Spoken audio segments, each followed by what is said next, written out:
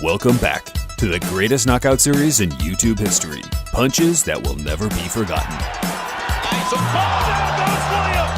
In this series, we dig through our personal archive to unearth some of the single greatest punches that have ever landed in a boxing ring. Hopefully, by now, most of you have seen Part 1 and 2, and for those of you that didn't get to see Part 1 before it got pulled for copyright, by the time you finish watching this, it should be back up for everyone to enjoy. Boxing Legends TV, highly suggested channel. Great channel. If you enjoy this series, please remember to hit the like button, as it really goes a long way in helping this channel grow. During the summer of 2000, two fighters, Ben Taki and Roberto Garcia, were both in the rebuild stages of their careers. Nothing but a victory would get things back on track, and entering the 10th and final round, Garcia was ahead by a wide margin on all three of the judges' scorecards. Taki knew he needed a knockout to win, but he did more than just knock him out. He spun his head around and earned the Ring Magazine KO of the year.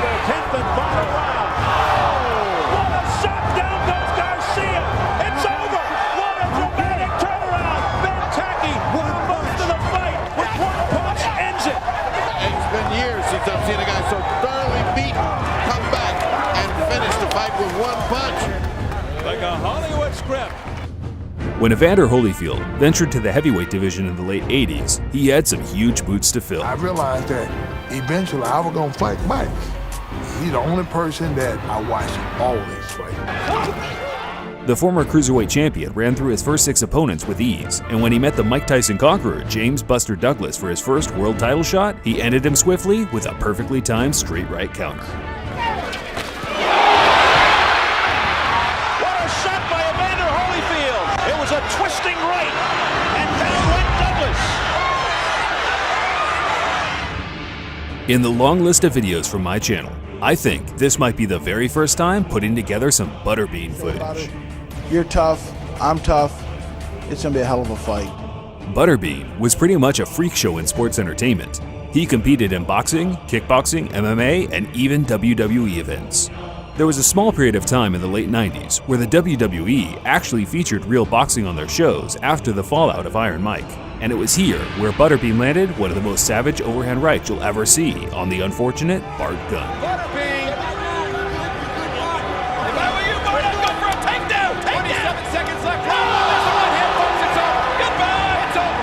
Butterbean with a first-round knockout of Bart Gunn. It must have been exciting for Jim Ross to commentate on a real contest for once.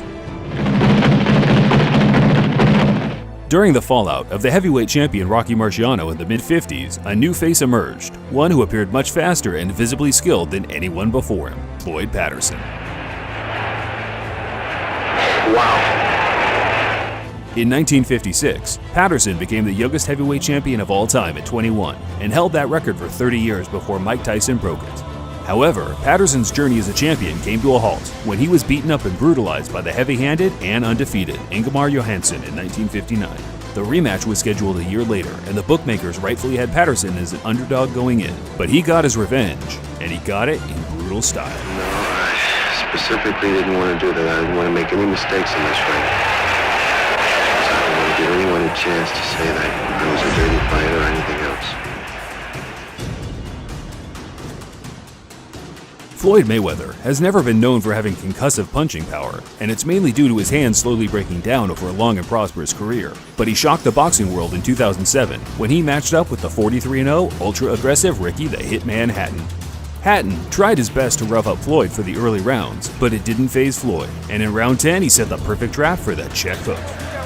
Joe Calzaghe, who's 44 and 0. They've been stride for stride throughout their career. Check left hook. A check left hook went right into it. You never saw it. You know, Emmanuel said that Ricky brought out the best in you. Well, I guess he did. All right, thank you. That's for sure. We've had some funny-looking faces on the canvas in this series so far. Shocked, stunned, and some even zombified.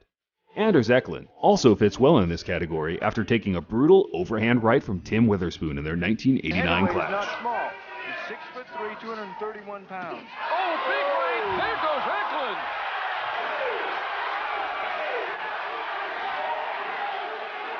This one is over. When a big shot like this lands on the temple, it's simple game over for anyone. I know this one will still be fresh in the memory for many viewers here today, but there was something about the ferocity of it that gives me the impression it will live on for a long while to come. In the end, at the end of the night, I win every single time. I do all my visualization and I always win. In January of 2017, the pound-for-pound unbeaten star Mikey Garcia moved up to lightweight to challenge for Dejan Zlaticanen's WBC title. Between them, they had 57 wins and 0 losses. Someone's O had to go. One of the nice right uppercut left hand, and Zlaticanen goes down for the first time in his career, and Mikey Garcia has become a 3-division champion. An immediate concern for Dejan Zlaticanen. The term blink and you'll miss it is a bit overused in today's game. How about blink and you'll score the luckiest knockdown of your career? Well, that's exactly what Danny Garcia did to the speed demon Amir Khan back in their 2012 unification clash. Khan is extremely sharp. Khan was dazzling him with his rapid hands throughout the first 3 rounds, and then Garcia swung for the fences. Down goes there it is. Off a sensational counter left hook by Garcia. Sensational counter left hook. And Amir Khan may not get his senses back. Khan somehow made it to his feet, but was stopped soon after.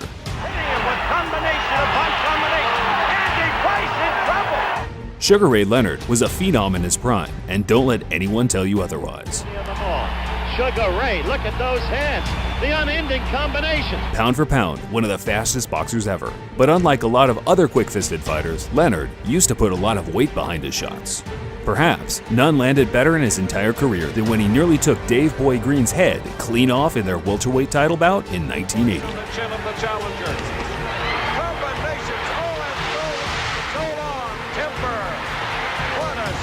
The way Leonard used his full body to generate the power is frightening. Literally, his feet were off the ground. Meet Randall Bailey, the boxer that goes by the nickname the KO King, and it's certainly not a fabrication.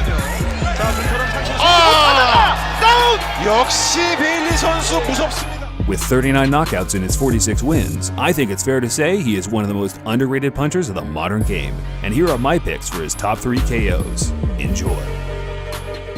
Typisch Amerikaanse stijl, ik heb die bezig gezien. Zeer relaxed en gevaarlijk. Oh jongens, dit is een drama. Ja. Meteen, het was de linker.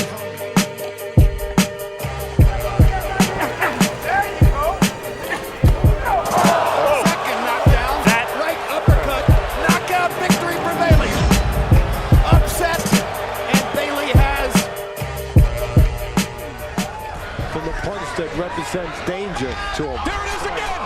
What a thudding shot that was! Yeah, you gotta position yourself right, and he didn't. Klitschko is one of the biggest and scariest heavyweight boxers of all time. People like to downplay his resume and refer to his style of boxing as boring, which is fair enough, but you can't say anything about the man's brutal punching power. He has 25 world title defenses, with most ending by knockout. But for me, the single greatest punch he ever threw was against Kubrat Pulev in 2014. Holds up for the moment to that punch. Yes, Pulev. Down goes Pulev on another left hook. The perfectly placed camera allows us to see the skin ripple on Pulev's face as his head hits the canvas, and the 60 frames per second capture always looks great in slow motion.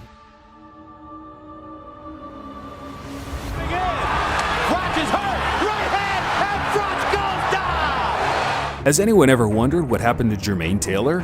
In 2005, he became the undisputed middleweight champion by outmaneuvering the Hall of Fame legend Bernard Hopkins. A few years later, he was battling away against the likes of Kelly Pavlik, Carl Froch, and Jeff Lacey. In 2014, however, I'll never lose to another white boy. Fuck you. Yeah, it seems like he might have lost his mind a bit, and I've got a weird feeling it had something to do with his truly devastating knockout loss to Arthur Abraham in 2009. Check it out.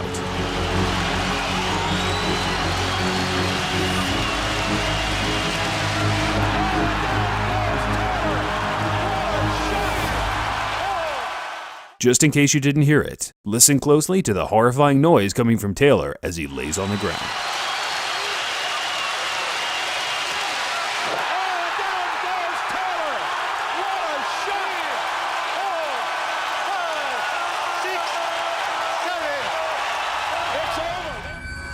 James Toney was the man in the early 90s. He was known for being the slickest of all slick fighters around. He could box, punch, slip, slide with staggering ease, and by July of '94, he had built up a record of 45 fights unbeaten, which was the longest streak in the world at the time after Julio Cesar Chavez had just lost his ridiculous 90 unbeaten streak a few months prior. Toney's challenger for the night was Prince Charles Williams, who put up a valiant effort for 12 rounds before having his body bent in half from a perfect straight right.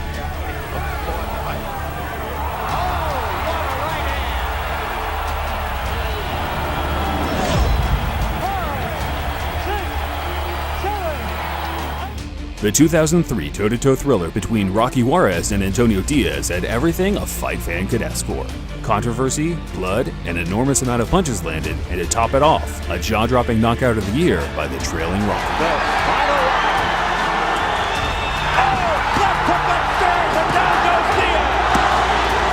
And it feels like we're in a Sylvester Stallone movie as they chant Rocky. A resounding left hook. People often talk about the speed and power of a prime Mike Tyson, and for good reason. Tyson, laying it on, pouring it on, down goes Bruno into the ropes. The guy was incredibly skilled in both departments. When he faced Reggie Gross in 1986, he proved patience is the key in finding the knockout as he dodged a dozen punches before letting one of his own bombs out.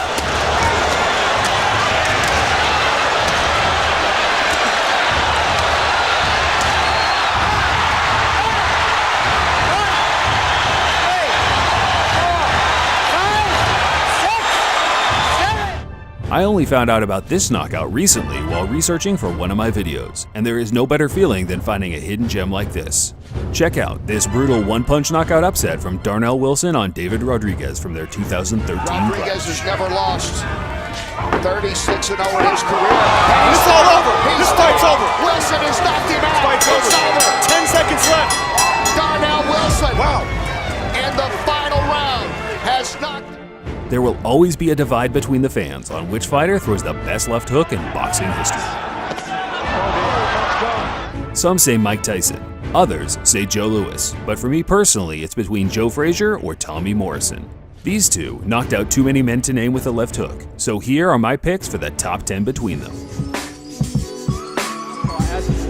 is an amateur. Incidentally, as an amateur, he lost to the Olympic trials. A big right hand followed up on the left.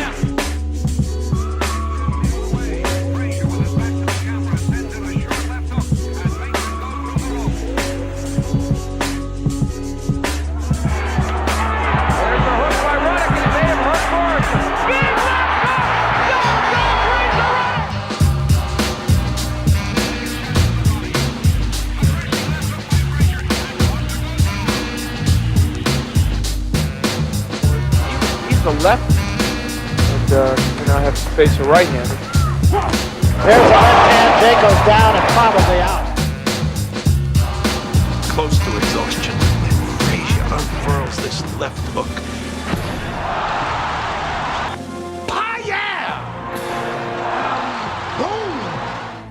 We thought we would end the video by bringing you a boxer's perspective on the anatomy of a punch. Deontay Wilder is undoubtedly one of the hardest punchers in the world today. In fact, he might be the hardest puncher between every living human being today. With 38 knockouts and 39 wins. There are many to choose from, but the punch on Arthur Szpilka might be the greatest of them all.